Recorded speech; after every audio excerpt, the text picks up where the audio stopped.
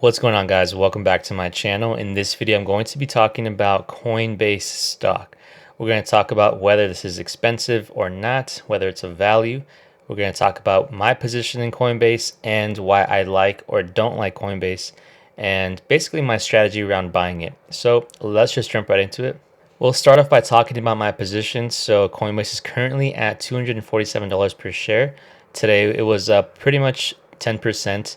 And a big reason for this is obviously the correlation between Coinbase and the rest of the crypto market.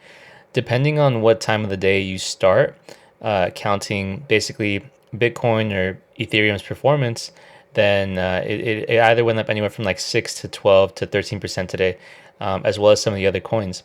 And so that obviously bodes well for Coinbase. And so that's one thing that we're going to have to consider when buying into Coinbase is that obvious correlation.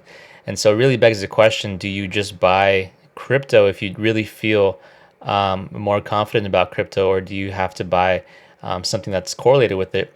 Now, obviously, even if there's a crypto winter, there's still a possibility that Coinbase can make money, which we'll talk more about that in a second. First, I want to talk about my position. So I'm actually down on this one. I know lately I've been showing stocks that I've been up on, but on this one, I'm actually down about 6.5%.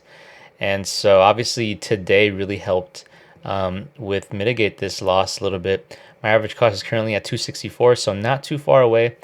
I did consider buying more as it sort of started to drop. So I bought a share at 220, one at 227, one at 224. Clearly wasn't enough to actually get a really, really good average cost. And so, we're here at the 264 range. And to be honest, I'm not going to be buying any more below 246. My strategy with IPOs is to basically only really buy them unless they drop about 30% from their IPO price. And here we can see with Coinbase, they actually dropped quite a bunch. So that's about a 45% drop, or anywhere from 30 to 50% drop, depending on where you count this candlestick. I mean, if we go all the way to the high, that's a 50% drop from high to low. And so we were in this trading range, put in something like a double bottom, actually had this area of resistance that we just blew right over. And so looked like we were consolidating for a couple of days or a few days here. And then, as I mentioned, just massive candlestick today to break out of this downtrend. So pretty good news so far for the Coinbase bulls. This is actually exactly what we want to see. Not just break out of this resistance, but actually a break with a lot of confidence. And so I'm not really going to put any price targets on this one so far. Obviously, there's just such limited trading history. But I am feeling pretty good about Coinbase for the rest of this year. And let's actually talk about what they actually are. So everyone pretty much knows what Coinbase is, but just very briefly, so they're basically like a brokerage. So you can think about Robinhood, but for crypto. Definitely have that sort of millennial appeal to their application. So you can basically manage your portfolio of cryptos. You can also do recurring buys. So if you want to set, schedule buys to buy every week or every day or something like that, then you can definitely do that. This is actually a really nice feature I think every brokerage should have. Vault protection. So there's definitely added security to Coinbase. In fact, I think it's probably one of the most secure brokerages out there for crypto. Fun fact, Coinbase has actually never been hacked. And so I do think that at the moment they have a lot of the trust of institutional investors. So we're talking like multi-million dollar sort of funds would actually trust Coinbase at the moment. And obviously they have mobile apps for both Android and iOS. And again, I do want to emphasize the security, trust, and protection that Coinbase really tries to offer. So it's probably one of the most popular services for basically just holding your crypto, treating it as like a wallet or like storage for basically offline storage. And yeah, I would say this is probably one of the leading brokerages for crypto, not just in terms of the users, but also in terms of the quality. So over 100 countries supported, about 56 million users. This number is probably going to go up, and obviously a lot of volume. So they only have about 2 years of financial performance. Obviously, 2021 is not over yet. The most recent quarter was here in 2021, where they had a massive increase in basically every single number or metric you can think of. So massive jump in revenue.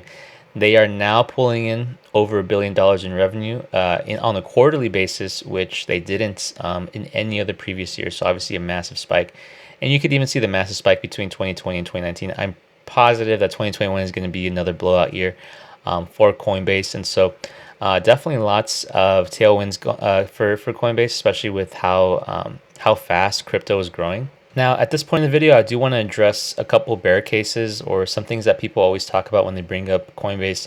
And the first one is, of course, the market cap. So they're currently at about $50 billion. Now, I would agree normally this would be expensive. But if you look at the recent quarter, they're pulling in over $1 billion, which, by the way, puts them at about anywhere from a 16 to 18 PE price to sales ratio, depending on what day or what their market cap is that particular day. And so anywhere from 16 to 18 price to sales ratio is not that bad. And obviously, I do personally care more about price to sales than price to earnings.